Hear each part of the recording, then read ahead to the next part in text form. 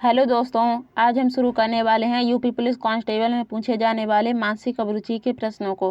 पहला प्रश्न है, आप एक परियोजना का नेतृत्व कर रहे हैं और टीम का एक सदस्य लगातार समय सीमा का उल्लंघन करता है। आप ए ऑप्शन है, चुनौतियों को समझने और समाधान पर मिलकर काम करने के लिए टीम के सदस्य के साथ निजी बातचीत करेंगे। बी ऑप्शन है, खराब प्रदर्शन के लिए टीम के सदस्य की सार्वजनिक रूप से आलोचना करेंगे। सी ऑप्शन है, छूटी हुई समय सीमाओं पर ध्यान नहीं देंगे और आशा करेंगे कि समस्या स्वयं हल हो जाएगी। डी ऑप्शन है, इनमें से कोई नहीं। इसका ये ऑप्शन सही हो जाएगा, चुनौतियों को समझने और समाधान पर मिलकर काम करने के लिए टीम के सदस्य के साथ निजी बातचीत करेंगे। प्रश्न संख्या 2, किसी दोषी अपराधी को दंड देने का निर्णय कौन करता है? इसका सी ऑप्शन सही हो जाएगा, न्यायाधीश। प्रश्न संख्या 3, अगर कोई आईएएस या पीसीएस या पुलिस का कोई भी सरकारी अधिकारी या कर्मचारी आपसे रिश्वत मांगे तो एंटी करप्शन ब्यूरो में शिकायत दर्ज कराने के लिए हेल्पलाइन नंबर क्या है? इसका ये ऑप्शन सही हो जाएगा, 1064। प्रश्न संख्या 4, भारतीय पुलिसकर्मी आईपीएस अपने कंधों को प्रतीक चिन्हों से सुभूषित करते हैं। निम्न में से कौन सा चिन्ह वरिष्ठ आईपीएस अधिकारियों के लिए नहीं होता है? इसका ये ऑप्शन सही हो जाएगा, अशोक चक्र।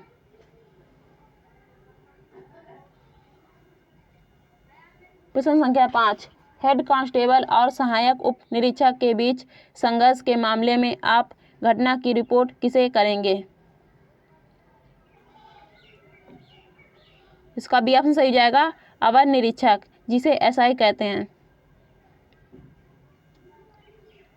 प्रश्न संख्या 6, यदि आप अपने पड़ोस में लगातार बर्बरता देखते हैं तो आपको क्या करना चाहिए?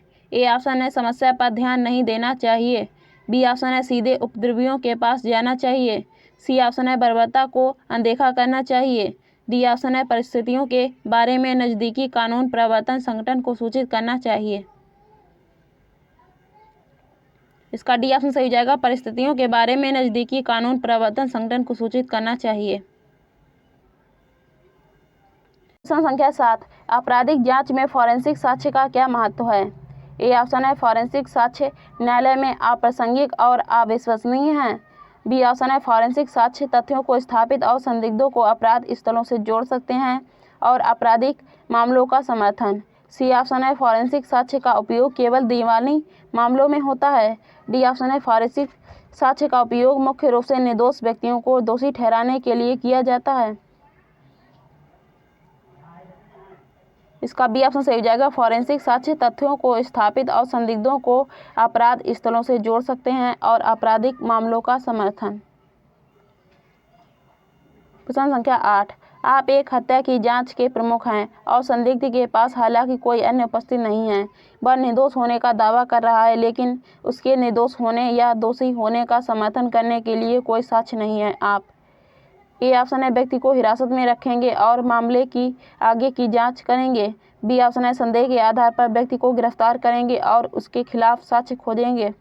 सी ऑप्शन है, व्यक्ति को गिरफ्तार करेंगे और उसके खिलाफ साक्ष्य पेश करेंगे, व्यक्ति को छोड़ देंगे और कोई दूसरा संदिग्ध खोजेंगे।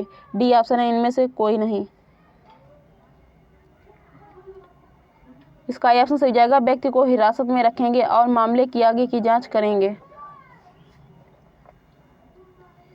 प्रश्न संख्या 9, एक बैंकर एक ब्रोकर को, यहाँ पर ब्रोकर उसे कहा जाता है, कोई भी दलाल या फिर बिचौलिया होता है उसे ब्रोकर कहते हैं, कोई एक प्रस्ताव देता है जिसे वह अस्वीकार कर देता है। बैंकर ब्रोकर पर बैंक को नुकसान पहुँचाने का आरोप लगाता है और उसके खिलाफ एनपीए की शिकायत दर्ज करता है। आप एनपीए उसे कहा जाता है, एक निश्चित अवधि पर जो पैसा उधार लिया जाता है। ये ऑप्शन है, मामले की जाँच के आदेश देंगे। बी ऑप्शन है, फर्जी आरोप लगाने वाले बैंकर को गिरफ्तार करेंगे। सी ऑप्शन है, नुकसान के लिए ब्रोकर को गिरफ्तार करेंगे। डी ऑप्शन है, शिकायत स्वीकार करने से इनकार कर देंगे। इसका ये ऑप्शन सही जाएगा, मामले की जांच के आदेश देंगे। प्रश्न संख्या 10, किसी विशेष क्षेत्र में नशीली दवाओं से अपराधों की रिपोर्ट में वृद्धि हुई है। इस मुद्दे के समाधान के लिए सबसे प्रभावी रणनीति क्या होगी? ए ऑप्शन है क्षेत्र में नशीली दवाओं के प्रवर्तन अभियान को बढ़ाना। बी ऑप्शन है आस पड़ोस के सभी व्यवसाय बंद करना। सी ऑप्शन है रिपोर्ट को नज़रअंदाज करना।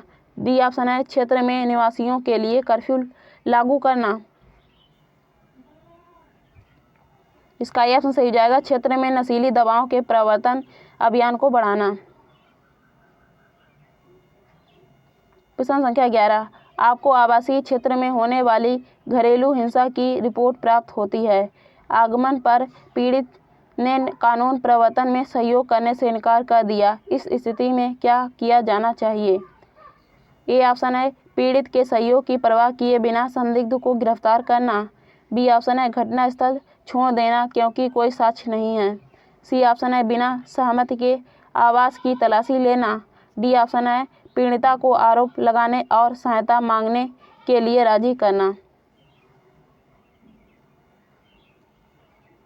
इसका डी ऑप्शन सही जाएगा, पीड़िता को आरोप लगाने और सहायता मांगने के लिए राजी करना।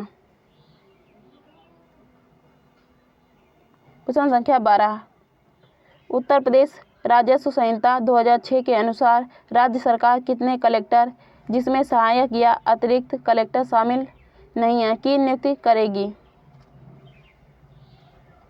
इसका ए ऑप्शन सही जाएगा 1। प्रश्न संख्या 13, किसी विशेष बल को विमान और हवाई अड्डों पर अपहरण और इस तरह सुरक्षा स्थितियों का जवाब देने के लिए विशिष्ट दल बल के रूप में नियुक्त किया गया है। इसका डी ऑप्शन सही जाएगा NSG।